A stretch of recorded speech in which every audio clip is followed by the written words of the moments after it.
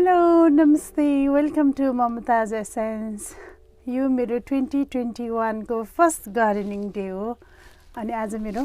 Set पनि check गर्दैछु मैले and they are all looking all right. सबै ठिकै ठाउँमा छ सामानहरू अब मेरो 2021 को गार्डन सुरु भयो बाबा गार्डनिङ आज फर्स्ट डे हो अनि टन्न ब्रन्च खाएर आएको घोप्टाउन नि गाह्रो भइरहेछ आज सानैदेखि छ आज हामी होल डे नै स्पेन्ड गर्छ होला यहाँ बाबा होल डे नगरौँ लाइक 2.5 आवर जति होइन ठिकै हुन्छ सो आई एम रेडी मैले चाहिँ नि अनियन चाहिँ नि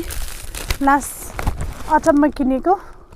अल्छी गरेर नरोपेर यहाँनिर छ भयो भने आज खनेर यो पनि रोप्ने अनि ओभर द विन्टर कस्तो हुन्छ भने हेर्नुहोस् न अब मार्चदेखि कति लाइभली हुँदै जान्छ भने विन्टर भरि चाहिँ नि मेरो गार्डन यस्तो भयो मैले लास्ट इयरको चाहिँ नि यहाँनिर राखेको साग फेरि आउँछ कि भनेर यहाँनिर राखेको थियो तर अस्ति जाडो महिनामा चाहिँ नि हाम्रो यो नेट चाहिँ नि भत्काइदिएको रहेछ आज हेर्नु न अब यो पनि सर्ट आउट गर्नुपर्छ आज अनि मेरो ड्याफोडिल यहाँ लगाइराखो यो अब यो ड्याफोडिल भएको चाहिँ नि 2 वर्ष भएन बाबा भयो यहाँनिर फर्स्ट ड्याफोडिल फुलेको रहेछ कति राम्रो अनि अस्ति मैले अक्टोबरको फर्स्टमा लगाइराखेको लसुन हो हेर्नुहोस् त कति राम्रोसँग बढेछ अनि झारहरू पनि निकै आएको रहेछ अब झारहरू खनिदिन्छु अब ओभर द स्प्रिङ चाहिँ नि राम्रोसँग बढ्छ अनि राम्रो बल्ब बनाउँछ होइन बाबा सो केही छैन गार्डनमा त अहिले त बुढो होइन यो बेडहरू हेर्नुहोस् न स्प्यारागसको बेड हो यो स्प्यारागस अहिले स्प्राउट भएको छैन होइन यो चाहिँ नि अब अर्को मार्चबाट त सुरु हुन्छ मार्चबाट पुट्टा आउन थाल्छ अनि यो बेडहरू सबै खाली छ त्यो बेड पनि स्ट्रबेरिजको हो स्ट्रबेरी होइन के अरे यो स्प्यारागसको बेड होइन म के अरे बुढो 2-3 महिना घरभित्र बसेको त बेडहरू नि बिर्सेको रहेछ त्यो यो दुईवटा चाहिँ नि स्प्यारागसको हो अनि यो दुईवटा बेडमा चाहिँ नि अब हामीले खासै केही सागसब्जी रोप्न पाउँदैन बाँकी बेडहरूमा चाहिँ नि अब बिस्तारै प्लान गरेर रोप्नु पर्ला परको बेडमा चाहिँ नि अलरेडी स्ट्रबेरी छ त्यो स्ट्रबेरी चाहिँ नि आफै पलाउँछ अनि यो पालि चाहिँ नि मैले यो होल यो लामो लट छ नि बाबा यसमा चाहिँ नि पिज मटर कसो रोप्ने प्लान गरेको छ भने उतापट्टि चाहिँ नि प्याज अनि यो ट्रेलिस यो आर्बर भएको ठाउँमा चाहिँ नि काँक्रा कुची करेला रोप्ने हो र यसरी आउँदाखेरि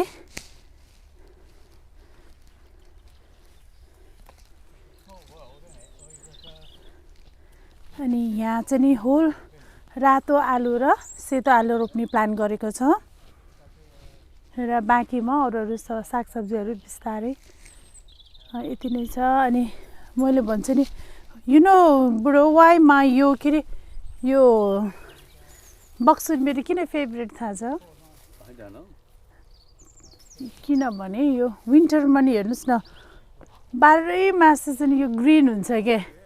अनि यसले चाहिँ नि हाम्रो गार्डनको शोभा बढाउँछ सो मैले चाहिँ नि यो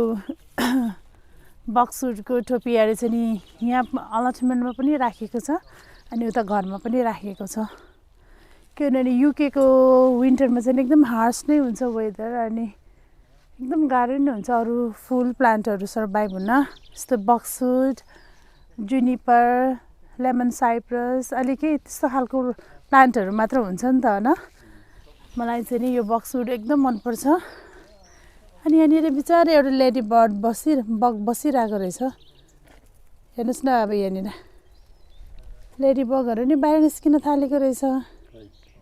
यहाँनिर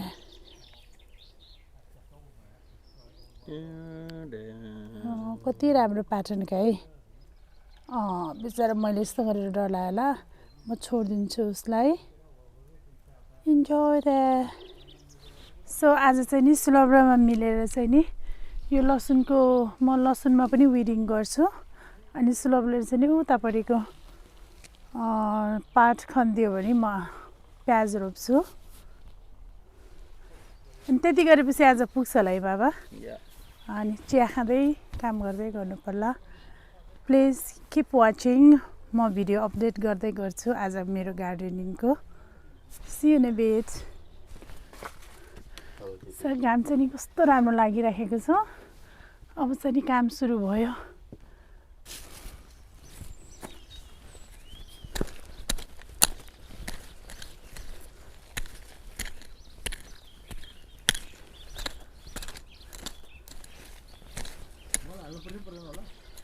मल बिस्तारै हाल्ने नि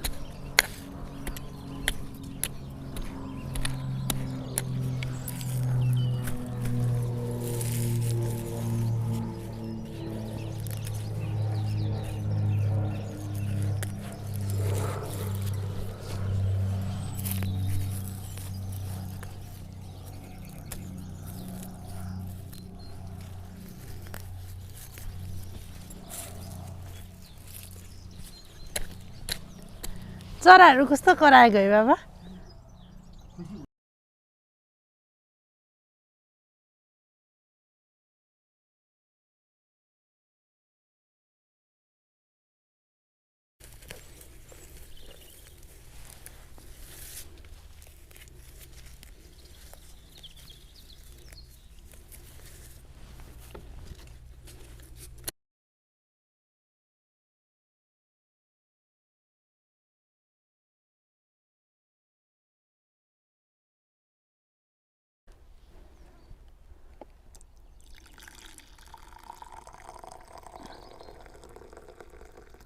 Yep.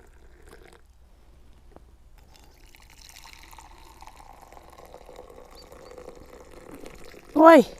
के त्यो बोतल टल्ला उयो सेक्सन छ क्या अब प्याज खन्नु प्याज रोपौँ अनि यो टाइडी अप गरेर जाम्ला है किनभने धेरै गऱ्यो भने फेरि थाक्छ बोरिङ हुन्छ भोलि कस्तो छ र वेदर आफ्नो आफ्नै खाने तपाईँको भाग भनेर त्यहाँ राखिदिछु त के छुट्याएर खुवाइदिनु पर्यो त्यस्तै आउँछ कि मुखमै आउँछ साँच्चै के मैले धेरैचोटि नोटिस गरेको छु कि बुढो के गर्नु नोटिस गरेको 50 वर्ष पुग्यो भने एकदम साह्रो बुढोलाई स्याहार सुसार गर्नुपर्छ धेरै एक्सपेक्ट गर्छ भनेर सुनेको थिएँ क्या त्यो पक्कै रहेछ जहिले नि के पुगेपछि त मान्छेले त काम गर्नै छोड्छ पकाउँछ कसरी रिटायर हुने त 67 मा रिटायर त त्यो त भन्ने मात्रै हो नि त त्योभन्दा पहिला रिटायर पनि हुनसक्छ बल्ल हो काम गर्न सकिन्छ अझ यता बारीमा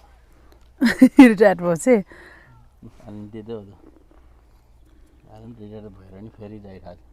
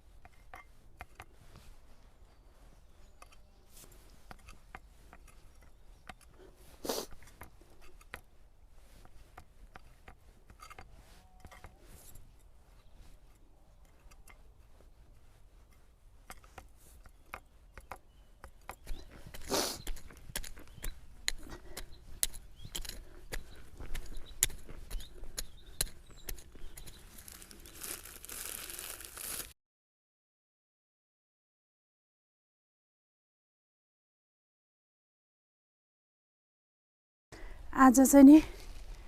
मैले यो सब्जी पोहोर सालको बाँकी राखेको रायोको सब्जीको बेड पनि अलिकति टाइडी अप गरेँ अनि हामीसँग चाहिँ नि यो नेट बनाउने टाइम चाहिँ नि भएन हामी अब भोलि पनि राम्रो वेदर छ होइन बाबा भोलि रहर लाग्यो भने आउन सक्छ होइन बुढो आउनु कि नआउनु भोलि जस भयो भने आउनु पर्ला अनि यो मटर रोप्नलाई यो बेड सबै रेडी बनाइराखेको छ कस्तो राम्रोसँग बनायो बुढोले थ्याङ्क यू बुढो अनि उतापट्टि चाहिँ नि हामीले त्यो बेड चाहिँ नि रोपेर पनि मजासँग प्याज आज रोपिदिएँ होइन बाबा यसमा चाहिँ नि प्याज रोपेको छ अनि यो चाहिँ नि अब छुन भ्याएन हामीले अनि यता चाहिँ नि मेरो लसुन बारी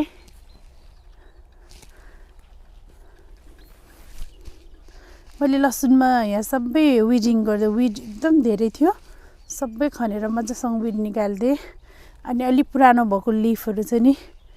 अलिअलि निकालिदिएँ सो अब यो न्यानो वेदर र राम्रो वेदरमा राम्रोसँग पलाओस् र बल्ब चाहिँ नि बलियो होस् भनेर र मैले यो बेड पनि खनेर प्याज रोपेँ प्याजको बिउ अलिकति उब्रिएको थियो अनि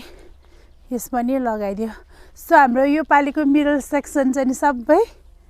प्याज र लसुन भयो होइन बाबा अनि अलिकति त्यहाँनिर मटर हुने भयो so I am so happy तपाईँलाई कस्तो लागेको छ आज कस्तो राम्रो वेदर हो न अल द वे अनि निकै काम गर्न नि भ्याएँ अनि हामीले बिचमा चिया खायो अब एनदर टी ब्रेक तर मैले चाहिँ नि त्यहाँनिर डाइट कोक निकालिरहेको छ क्रिप्स त्यो खाने अनि यसरी हाम्रो गार्डन यो होल अलटमेन्ट पनि यसरी स्ट्रोल गर्ने प्लान गरेको छ आफ्टर खाजा खाएपछि आजको मेरो गार्डनिङ यहीँनिर आएर अन्त भएको छ